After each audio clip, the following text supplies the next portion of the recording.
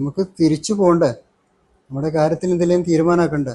നിങ്ങൾക്ക് അയർലാൻഡിൽ നമുക്ക് ജർമ്മനിയിൽ തിരിച്ചു നമ്മുടെ ജോലിയും കാര്യങ്ങളെല്ലാം ഇവിടെ ബുദ്ധിമുട്ടല്ലേ? അപ്പം നമുക്ക് ഭൂമിയുടെ കാര്യത്തിൽ സ്വത്തിൻ്റെ കാര്യത്തിലൊക്കെ ആയിട്ട് എപ്പോഴായിട്ട് ഇങ്ങനെ കിടന്നിട്ട് കാര്യമില്ലല്ലോ. അപ്പം ഇപ്പോൾ എപ്പോഴാ വെച്ചിട്ട് നമുക്കത് ചെയ്യാൻ ഒക്കുമോ?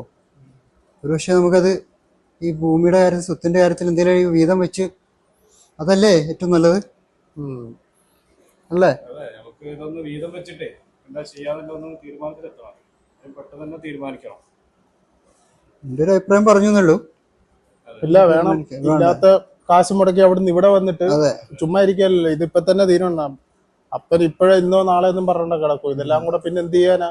എന്തായാലും അവരവർക്കുള്ളത് ഉണ്ട്. എന്താന്ന് വെച്ചാൽ പെട്ടെന്ന് ശരിയാക്കണം.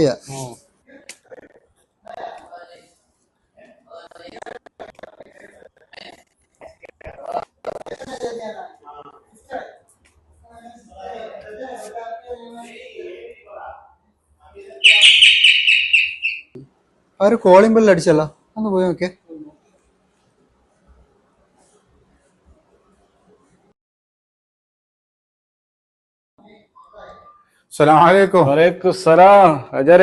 നിങ്ങളിപ്പോ എന്താ വന്ന്?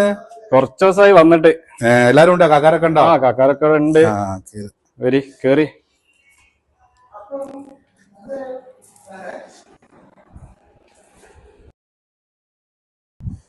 അസ്സലാമലൈക്കും.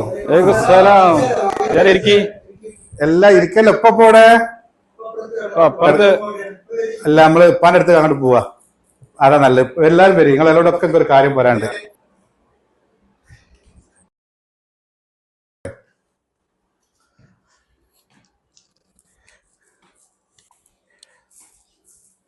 അസ്സലാമലൈക്കും.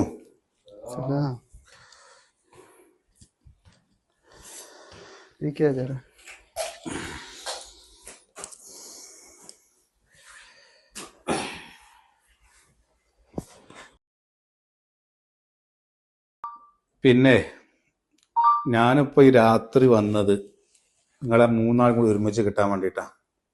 നിങ്ങളെപ്പോ ഈ കിടത്തം തുടങ്ങിയിട്ട് കുറെ കാലമായി. ഞാൻ ഇടയ്ക്കിടയ്ക്ക് ഇവിടെ വരലില്ല. നിങ്ങളിവിടെ ഇല്ലെങ്കിലും ഞാൻ ഇവിടെ വന്ന് പോലുണ്ട്.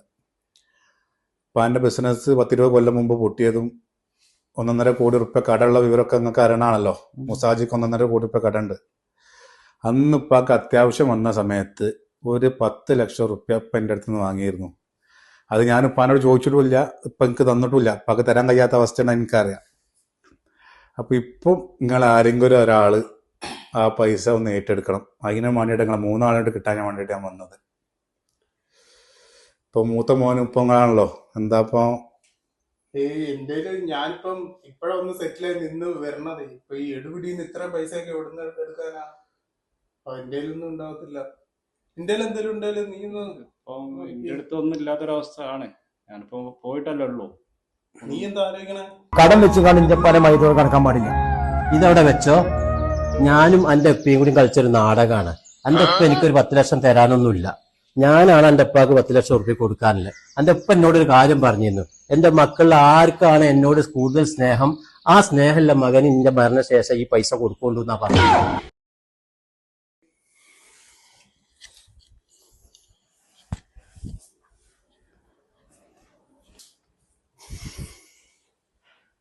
അജയരെ, ഒരു കാര്യം ചെയ്യ്. ഇതിന്റെ പെണ്ണുങ്ങളെ ഒരു 15 പൗണ്ട് ഇത് ബാപ്പ തരാനുള്ള 10 ലക്ഷത്തിന് അതിലപ്പുറം നിങ്ങൾക്ക് ഇത് വിറ്റാ കിട്ടും. തൽക്കാലം നിങ്ങൾ ഇത് വെക്കി. സന്തോഷായി. ബാനോട് എനിക്കെങ്കിലും സ്നേഹം ഉണ്ടല്ലോ. ഈ 3 മക്കളുണ്ടായി നിങ്ങൾ ഇത്രയും കാലം പഠിപ്പിച്ച് വളർത്തി നിങ്ങളെ ജർമ്മനിയിലും അയർലാൻഡിലും ഒക്കെ സെറ്റിലാക്കിയിട്ട് നിങ്ങൾക്ക് സന്തോഷമുണ്ട്. ആയിക്കോട്ടെ, എന്നാ ഇരിക്കും. എനിക്കൊരു കാര്യം കൂടി പറയാനുണ്ട്. കുട്ടി ഇരിക്കി. പിന്നെ ഞാനൊരു കാര്യം പറയാണ്ട് പറഞ്ഞില്ലേ. അപ്പൊ എന്റെ കടം കുട്ടി തീർത്തു. എനിക്ക് വലിയ സന്തോഷമായി. മൂസാജിന്റെ 1.5 കോടിന്റെ കാര്യത്തിൽ നിങ്ങൾ ആരും ഇനി പേടിക്കേണ്ട ആവശ്യമില്ല. അതിപ്പോ അവര് തീരുമാനമാക്കിയിട്ടുണ്ട്. അത് ഈ വീടും ഈ പറമ്പും 1.5 കോടി റുപ്യ ഈ വീടും പറമ്പും ഉപ്പാന്റെ മരണശേഷം മൂസാജിക്ക് അവകാശപ്പെട്ടതാണ്. അത് മൂസാജിക്ക് എഴുതി കൊടുത്തിട്ടുണ്ട്.